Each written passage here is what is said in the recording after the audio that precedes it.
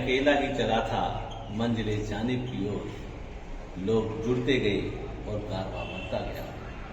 ये शेर भले ही किसी शायर ने लिखा हो, लेकिन इसको सार्थक सिद्ध कर गया है मान्यवर काशीराम साहब ने।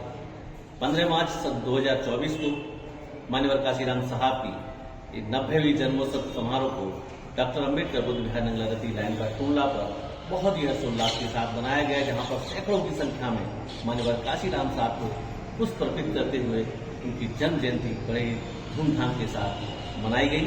उन्होंने क्या कहा उसको आपको अपने आत्मसात करते हुए बाबा साहब डॉक्टर अम्बेडकर के मिशन मूवमेंट में भाग करना चाहिए। तो आइए हम चलते हैं सीधे डॉक्टर अम्बेडकर बुद्ध विहार नंगला रती पर। हम गर्व से कहेंगे, धधक धधक धधकेगा अब के अग्नि का अंगारा, क्या शेरों का देश कभी चूहों से हारा है। पीर फकीर संत समण संत मान्यवर काशीराम साहब ने कहा था, चमचागिरी का तेल चढ़ा है बहुजनों की लाठी पर, वरना मुट्ठी भर लोग कैसे नाचते 85% की छाती पर। और कहा था कि न्याय चाहिए तो शासक बनो। जिस कौम को मुफ्त में खाने की आदत हो वह कभी क्रांति नहीं कर सकता है। जो कौम क्रांति नहीं करेगा वो कभी शासक नहीं बन सकता है। जो शासक नहीं होता उसकी बहन बेटी कभी सुरक्षित नहीं होती है और वो न्याय भी प्राप्त नहीं कर सकता है। ये मान्यवर काशीराम साहब ने कहा था। ऐसे महापुरुष पीर फकीर समण संत मान्यवर काशीराम साहब के जन्मदिवस के अवसर पर डॉक्टर अम्बेडकर बुद्ध विहार नंगला रती लाइन पर टूंडला पर बहुत ही शानदार कार्यक्रम आयोजित किए हुए। बाबा साहब ने जो हमें बात भी दिखाई दी थी, जय भीम, और बाबा साहब का जो लोग आंदोलन करते हैं, तो बाबा साहब ने कहा था कि मेरी जो हम बात भी दिखाई दे रहे हैं उनका अनुसरण जरूर करेंगे।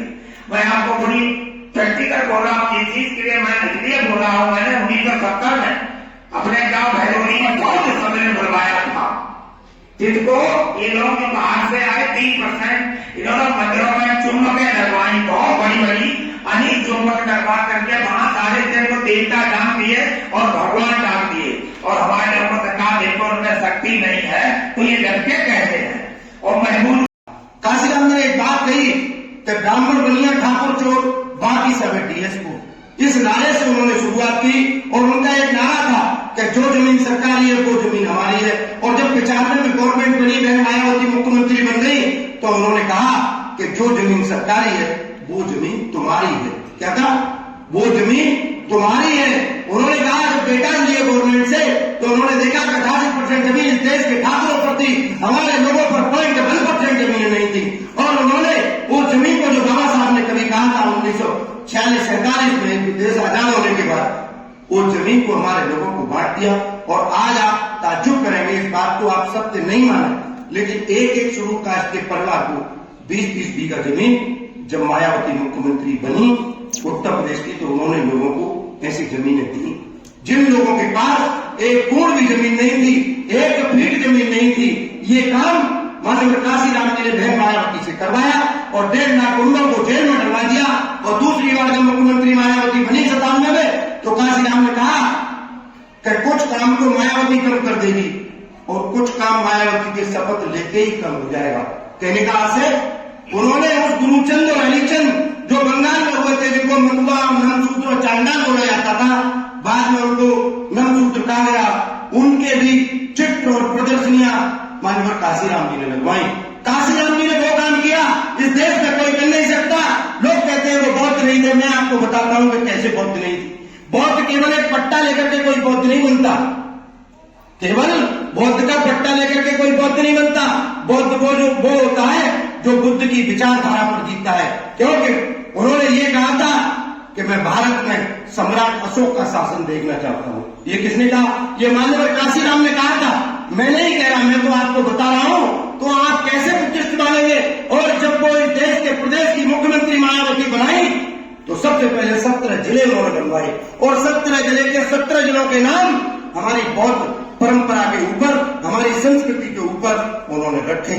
और मेरे बुजुर्गों, बच्चों और मेरे साथियों पैदा हुए और उन्होंने रोपड़ से ही 1954 में बीएससी की और उसके बाद वो साइम में central institute of ministry explosive, एक विभाग होता है जिसमें ये हथगोले बम बारूद बनते हैं, उसमें उन्होंने नौकरी ज्वाइन की। और जब विवाद उठा तो दीनावाला नाम के एक व्यक्ति थे और डीके खापड़े, उनके सानिध्य में आने के बाद माननीय काशीराम ने ये जाना कि डॉक्टर अम्बेडकर नाम की भी कोई चिड़िया इस पृथ्वी पर पैदा हुई है। उससे पहले वो अनभिज्ञ थे कि डॉक्टर अम्बेडकर कौन है। लेकिन मैं अगर ये कहूं कि मनोहर आटे नाम की एक शख्सियत थी जिन्होंने काशीराम जी को बहुत बड़ा साथ दिया और बहुत बड़ी इस मामले में खुद काशीराम जी ने लिखा। वैसे उन्होंने कहा कि चमचे तो बहुत प्रकार के होते हैं, लेकिन कुछ चमचे ऐसे होते हैं जिनको जो मिल जाए उसी में शांति कर लेते हैं, शांत हो जाते हैं। और मैं देखता हूं कि इसी प्रकार के अतरवाईजान है कि हमारी एससी कम्युनिटी में इसी प्रकार के चमचे ज्यादा हैं, जो आज चाहे वो राजनीतिक क्षेत्र में हो, चाहे सरकारी नौकरी में हो, चाहे समाज में हो, कि वो चमचे दूसरे के कहने पर अपने समाज के लोगों की पूरी कहानी उन लोगों को बता देते हैं, चाहे उससे कुछ भी नुकसान हो। और इसी में हमारे लोगों के राज पाठ चले गए। हम लोग ऐसी बात नहीं, हम लोग भी यहाँ के राजे महाराजे थे, लेकिन हमारी समाज में जैसा इतिहास बताता है, क्योंकि आज काशीराम जी का दिन है, तो माननीय काशीराम जी लिखते हैं कि जब 64 में ये विवाद हुआ तो 65 में वहां एक मीटिंग बुलाई, जैसे हम लोग यहाँ मीटिंग कर रहे हैं, तो उसमें ये कहा गया कि डॉक्टर अम्बेडकर की जयंती मनानी चाहिए। जब डॉक्टर अम्बेडकर की जयंती मनाने की बात आई तो वहां कुछ लोगों ने कहा कि भाई रसीद छपवा लो, पारदर्शिता होनी चाहिए। आज भी हम देखते हैं कि हमारे यहाँ पारदर्शिता की बात बहुत चलती है, चाहे चंदा बंदा हो या न हो, लेकिन पारदर्शिता की बात बहुत आएगी। तो माननीय काशीराम ने 1 रुपए के चंदे की डीके खापड़े और दीनावाला और माननीय काशीराम जी ने 1 रुपए की रसीद छपवाई। डीके खापड़े के घर बैठकर मीटिंग हुई और वो रसीदें लोगों को बांट दी गई। जब वो कार्यक्रम संपन्न हो गया तो लोगों ने कहा कि भाई उसका हिसाब किताब दो, तो माननीय साहब ने कहा कि देंगे। फिर 8 दिन बाद कहा। ऐसे धीरे धीरे जब 15 दिन गुजर गए तो लोगों ने कहा अरे सब पैसा खा गया और वो क्यों हिसाब देगा, बेईमानी करी। तो काशीराम ने एक मीटिंग बुलाई और डीके खापड़े के यहाँ, और वो रसीदें इकट्ठी करके बताया केवल 1 रसीद कटी थी। ये काशीराम की जुबानी है, उन्होंने खुद बताया था कि 1 रसीद कटी और 1 रुपए की रसीद कटी, बाकी सारा खर्चा माननीय काशीराम जी ने स्वयं वहन किया। तो उन्होंने उस दिन ये प्रण किया कि मैं अपने जीवन में शादी नहीं करूंगा और कोई मकान नहीं बनाऊंगा, कोई खाता नहीं खोलूंगा, क्योंकि अगर मैं ऐसा करता हूं तो आने वाले समय में लोग मुझे बेईमान कहेंगे।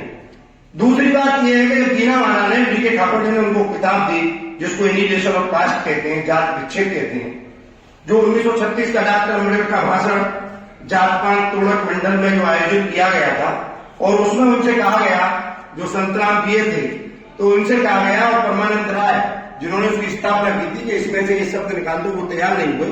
वो पुस्तक माननीय काशीराम जी ने एक रात में पढ़ी और एक रात में उसको कई बार पढ़ा, क्योंकि छोटी पुस्तक है, वो कई बार पढ़ी। सुबह जाकर के जब देखा, ऑफिस में गए तो काशीराम जी की आंखें लाल की और उन्होंने पूछा डीके खापड़े से कि भाई खापड़े तूने ये किताब पढ़ी है, क्योंकि वो हरियाणा के थे, इस तरह बोलते थे।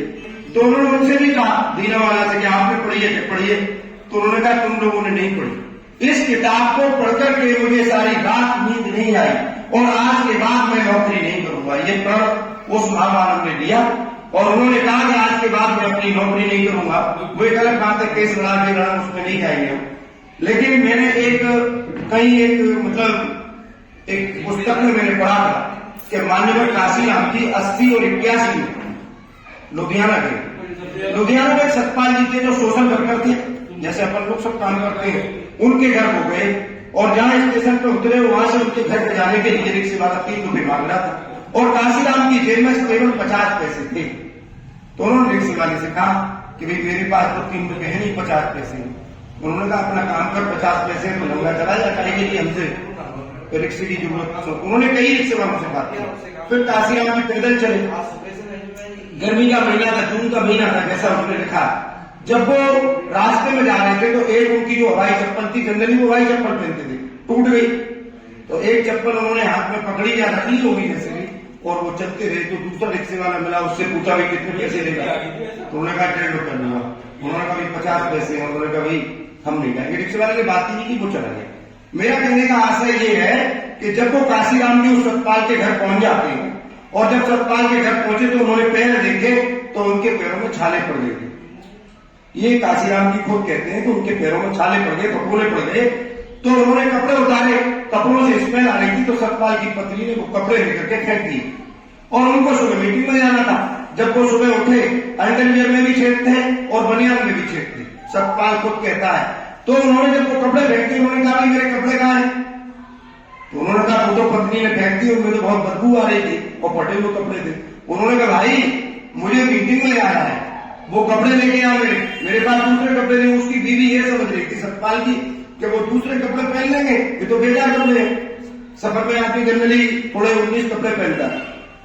तो सतपाल मार्केट गया और मार्केट से एक पाजामा एक कुर्ता लेकर के आया और उनको पहन के साथ मीटिंग में गई। जब वो शाम को आया और उसकी पत्नी को जब ये पता चला तो 2 कुर्ते, मतलब 2 शर्ट, 2 पैंट और 2 बनियान, 2 अंडरवियर वो सतपाल की पत्नी लेकर आई और साहब के थैले में, जो भी बैग होगा, थैला होगा, उसमें उन्होंने घुसेड़ दिए। मेरी कहने की बात ये है।